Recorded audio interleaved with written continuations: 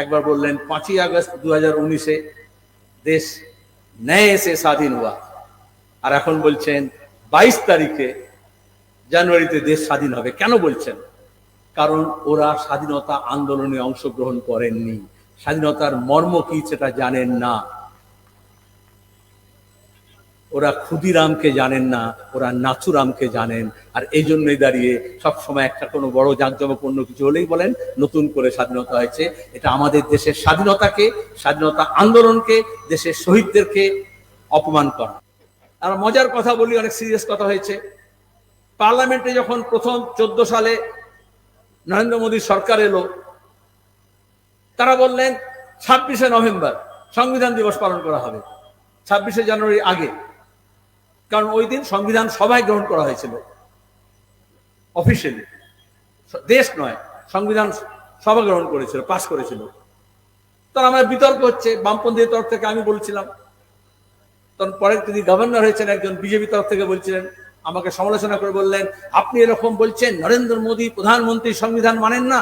উনি যখন গুজরাটের মুখ্যমন্ত্রী ছিলেন তখন হাতির ওপরে, মখমলের কাপড়ের ওপরে সংবিধান গ্রন্থকে স্থাপন করে দিয়ে আগে আগে হাতি চলছিল, আর তার পেছন পেছনে নরেন্দ্র মোদী মুখ্যমন্ত্রী চলছিলেন। কত সংবিধানকে শ্রদ্ধা করেন। আমি বললাম, সংবিধানটা হাতি চলার জন্য নয়, দেশ চলার জন্য। দেশটা কোন পথে চলবে সেটা সংবিধান নির্দেশ করবে। এটাই হচ্ছে অতি নাটকীয়তা, এটাই হচ্ছে নাটকীয়তা। এবং এইভাবেই আমাদের রাজ্যের মুখ্যমন্ত্রী হন, দেশের প্রধানমন্ত্রী হন, তারা এই সবটাকে এই নাটুকে পনা দিয়ে একটা আড়ম্বরপূর্ণ, জাঁকজমকপূর্ণ একটা আবহাওয়া তৈরি করে মোদ্দা যে আসল যে বিষয় আছে সেখান থেকে দেশটাকে সরিয়ে দিচ্ছেন।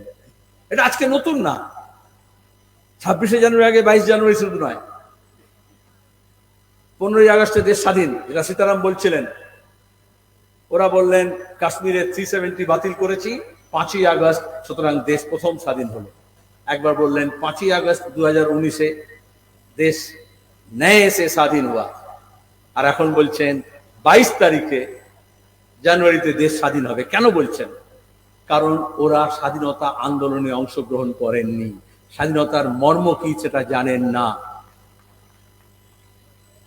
ওরা ক্ষুদিরামকে জানেন না, ওরা নাথুরামকে জানেন। আর এই জন্যই দাঁড়িয়ে সবসময় একটা কোনো বড় জাঁকজমকপূর্ণ কিছু হলেই বলেন নতুন করে স্বাধীনতা হয়েছে। এটা আমাদের দেশের স্বাধীনতাকে, স্বাধীনতা আন্দোলনকে, দেশের শহীদদেরকে অপমান করা।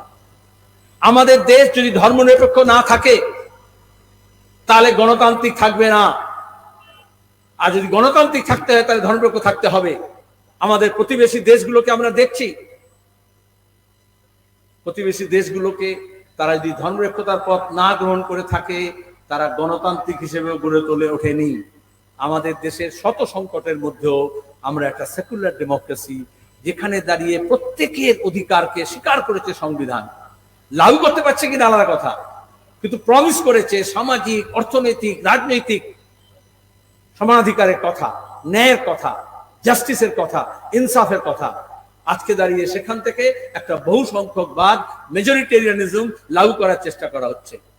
এই মেজরিটেরিয়ানিজম করা মানে একটা রেশিয়াল ডেমোক্রেসি, সেখানে পার্লামেন্টারি ডেমোক্রেসি থাকে না। আমাদের নতুন পার্লামেন্ট ভবন হচ্ছে, সেই নিয়ে বিতর্ক হচ্ছে, কিন্তু সেখানে দাঁড়িয়ে সংসদে কোনো বিতর্ক হচ্ছে না।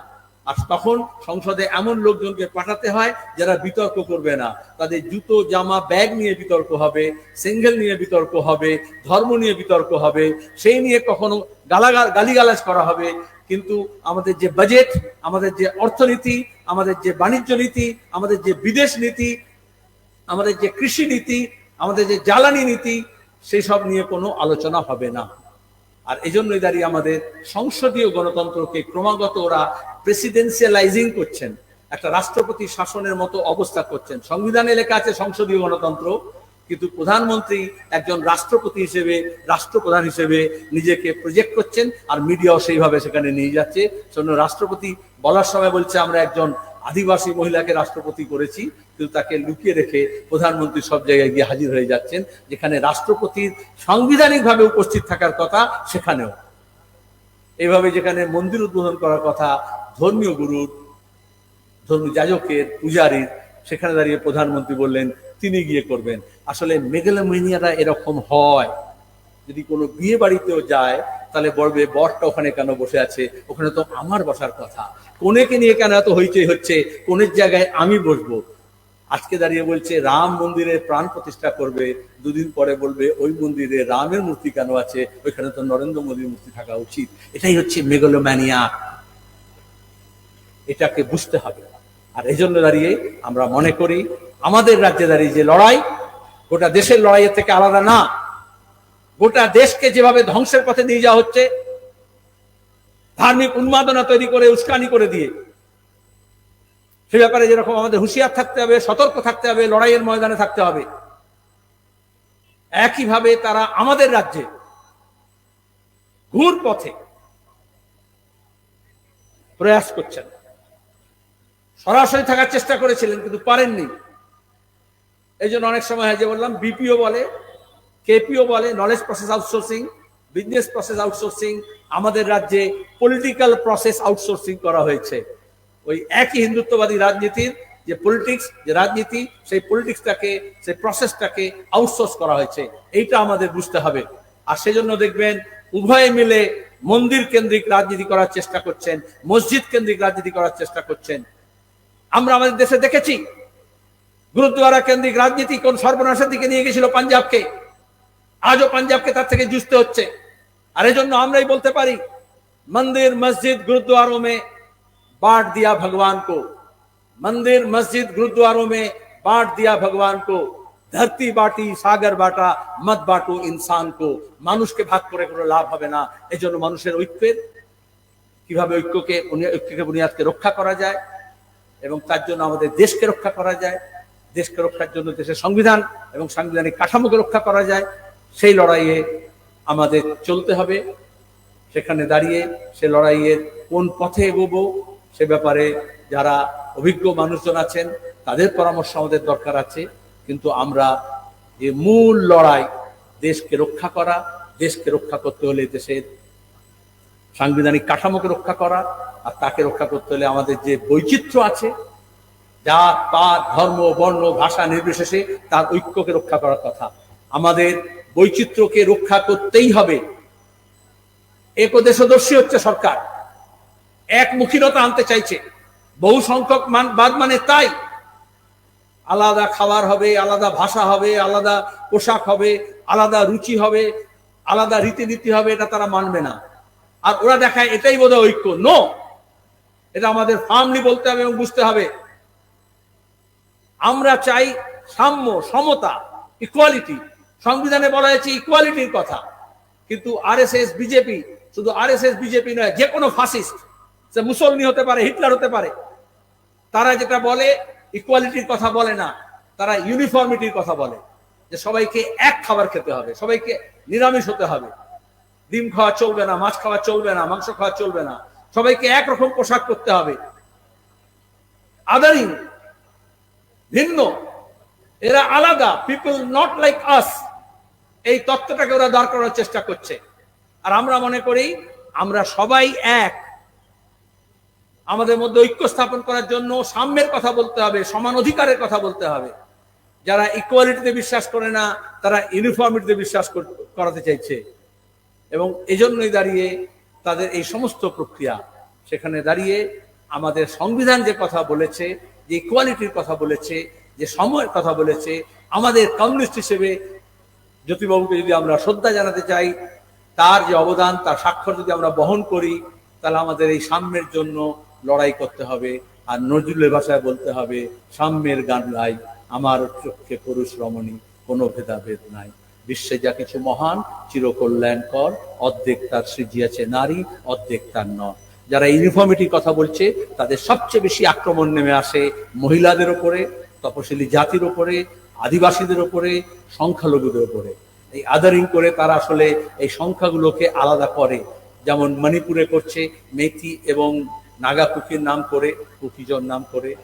যেমন দাঁড়িয়ে উত্তরপ্রদেশে, হরিয়ানায় করেছে হিন্দু এবং মুসলমানের নামে।